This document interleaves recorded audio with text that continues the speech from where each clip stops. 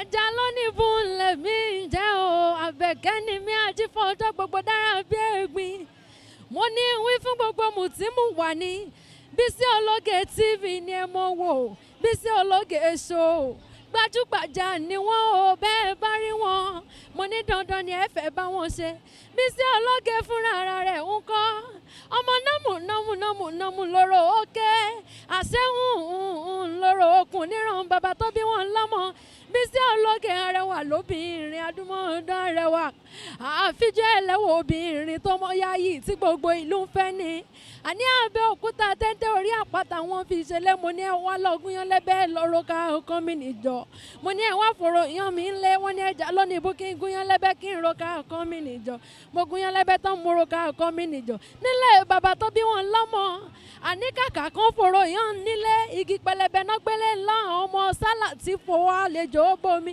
ọ̀rọ̀ mi ò kọ́gí ọ̀rọ̀ mi ò mọ̀ kọ́ pẹ́ Àbẹ̀kẹ́ mo ní gbogbo yín pátápátá ire lójú wáyọ́mọ́ rí ire lójú owó yọ́mọ́ rí Bisi Ologe Show ni ẹ mọ́ tẹ́tí sí. mo ti sọ fún wọn tẹ́lẹ̀ Olúwa lágbára ẹ̀mí mi àdàbà ọ̀run sọ̀kalẹ̀ wálé. Oya sáré àwọn bí ẹsẹ̀ ló yẹ báwo kò sáré díẹ̀ kíákíá. Ẹ máa fọ́ sí mi.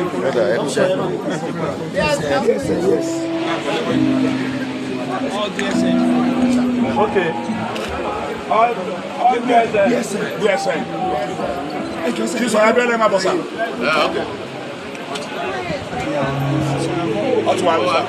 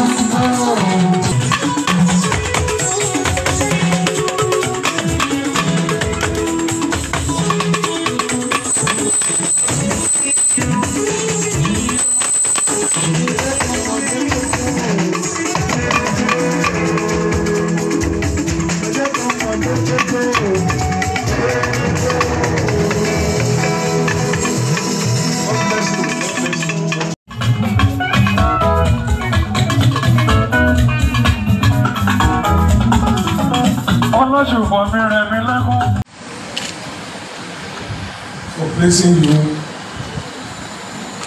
in this position at this particular time. I want to say we appreciate all that you are doing and what the government is doing to the less privileged children, not only children alone, and we commend the government for the wonderful job that they are doing. In regards to His Excellency, our governor is the appointed NFA. I want to greet all the management staff who are taking care of this place, who are taking care of our children. Anyone who sees these children will know that you are actually caring for them very well. I can see the work that you have done and that you are doing from the way I see this by children today. Thanks for watching this video. Please don't forget to click on subscribe button. Kindly comment and share. We drop new videos daily. Thank you.